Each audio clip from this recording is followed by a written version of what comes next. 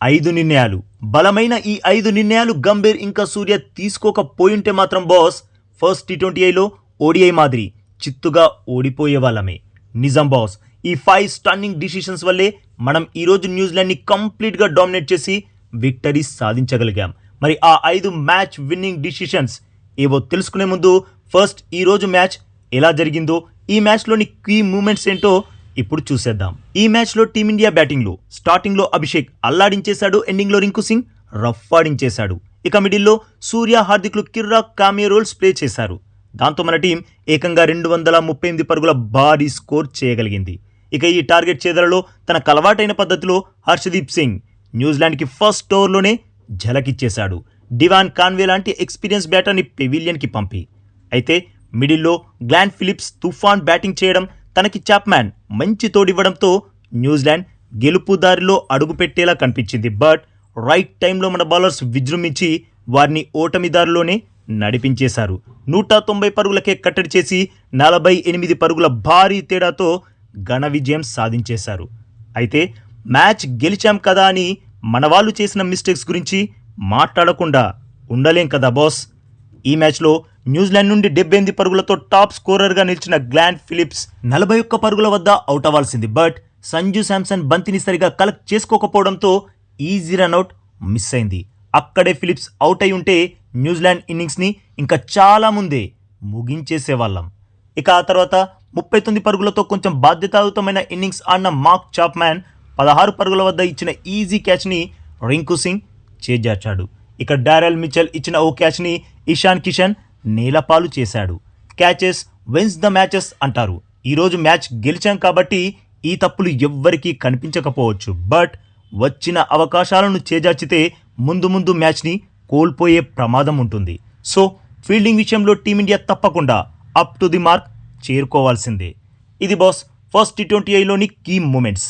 ఇక 5 match winning decisions ఏవో చూసేద్దాం boss. First match winning decision team India playing 11 boss. నిజం బాస్, ఈ ప్లేయింగ్ 11 ఈ మ్యాచ్లో అద్భుతమైన పర్ఫార్మెన్స్ ఇచ్చింది.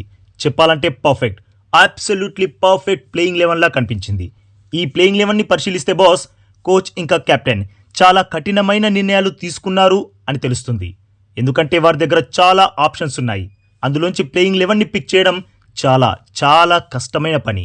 కుల్దీప్ యాదవ్ని పక్కన పెట్టారు, హర్షిత్ రాణాని పక్కన పెట్టారు, రవి బిష్ణోయిని పక్కన పెట్టారు, ఇంకా శ్రేయస్ అయ్యర్ లాంటి స్టార్ ప్లేయర్ని కూడా పక్కన పెట్టేశారు. ఇలాంటి డేరింగ్ డిసిషన్స్ తీసుకోవడం మామూలు విషయం కాదు బాస్.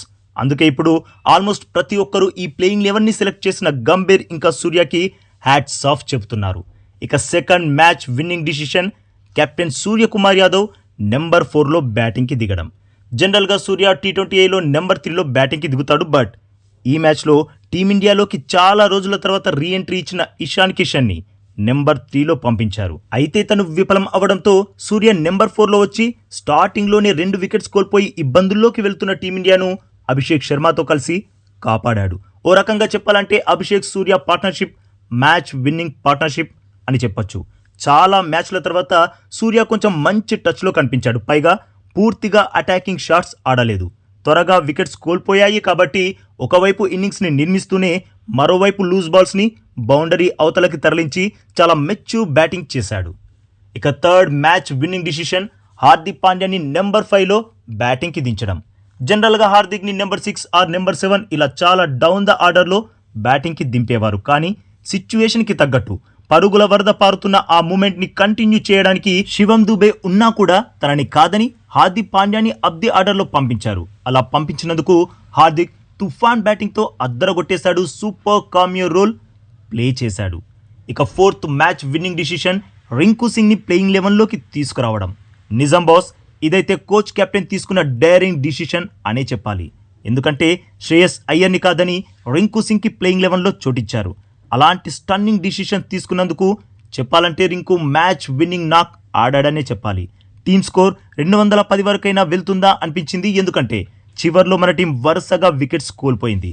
అలాంటి సిచ్యువేషన్లో రింకు విధ్వంసకర బ్యాటింగ్ చేశాడు. కేవలం 20 బంతుల్లోనే 220 స్ట్రైక్ రేట్తో 44 రన్స్ చితకబాది టీమిండియా స్కోర్ని ఏకంగా 238 వరకు తీసుకెళ్లగలిగాడు. చివర్లో రింకు సాధించిన 6 రన్సే న్యూజిలాండ్పై ఒత్తిడి పెంచాయి, మన టీం మ్యాచ్ గెలవడానికి కారణం అయ్యాయి. నిజం బాస్, రింకు సింగ్ టీమిండియాకి బిగ్ అసెట్. ఎందుకంటే తనకి చాలా మ్యాచ్ల తర్వాత ప్లేయింగ్ 11లో స్థానం దక్కింది. అలా వచ్చిన అవకాశాన్ని అన్ని విధాలా అందిపుచ్చుకొని చెలరేగిపోయాడు రింకు సింగ్. తను పర్ఫెక్ట్ ఫినిషర్ అని మరోసారి నిరూపించుకున్నాడు. తనని ప్లేయింగ్ 11లోకి తెచ్చి చాలా మంచి నిర్ణయం తీసుకున్నారు కోచ్ ఇంకా కెప్టెన్. ఇక 5th మ్యాచ్ విన్నింగ్ డిసిషన్ చెప్పాలంటే బాస్, ఇదైతే నన్ను చాలా సర్ప్రైజ్ చేసిన డిసిషన్. అదేంటంటే హర్షిత్ రాణాని కాదని శివం దూబేకి ప్లేయింగ్ 11లో చోటు కల్పించడం. ఏ హర్షిత్ రాణా అయితే ఓడిఐస్లో బంతితో వికెట్స్ కూల్చుతున్నాడో, ఏ హర్షిత్ రాణా అయితే బ్యాట్తో 3rd ఓడిఐలో భారీగా పరుగులు సాధించేశాడో, ఏ హర్షిత్ రాణా కోచ్ గౌతమ్ గంభీర్కి ప్రియ శిష్యుడో, అలాంటి రాణాని ప్లేయింగ్ 11 నుండి తప్పిస్తారని అస్సలు ఎక్స్పెక్ట్ చేయలేదు బాస్. అఫ్కోర్స్ ఈ మ్యాచ్లో దూబే బ్యాట్ నుండి పెద్ద నాకు రాలేదు, బట్ చివర్లో వికెట్స్ కూల్చి న్యూజిలాండ్ ఇన్నింగ్స్ని ముగించేశాడు. అయితే ఈ పని హర్షిత్ రాణా కూడా చేయగలడు. పైగా గంభీర్ ఫుల్ సపోర్ట్ తనకుంటుంది. బట్ గంభీర్ దూబేని ఆడించాలి అని నిర్ణయించడం నాకైతే షాకింగ్ అనిపించింది బాస్. అయితే ఈ డిసిషన్ సరైందే. ఎందుకంటే Dube already trial and tested player.